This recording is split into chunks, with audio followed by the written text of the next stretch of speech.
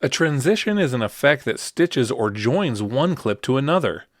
To add a transition between two clips in Premiere, navigate to the Effects panel, which is a tab in the window with the Project panel.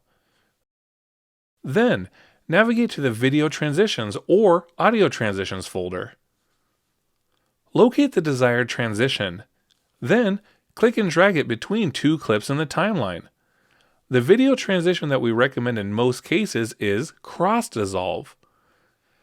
If an error message regarding insufficient media appears, this means that one or both of the clips isn't long enough to apply the transition properly.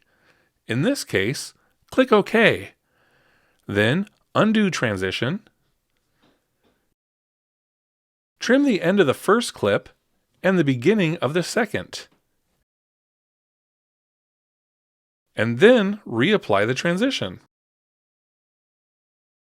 To change the duration of the transition, click and drag the clip outwards to extend it, and inward to shorten it.